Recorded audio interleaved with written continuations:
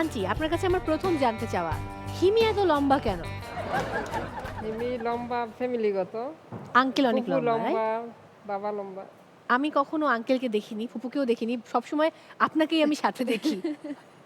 I am just হ্যাঁ, kidding, আমি মজা তো করছিলাম। আঙ্কেল বাহিরে ছিল তো এজন্য। আচ্ছা। এখন অবশ্য দেখবা।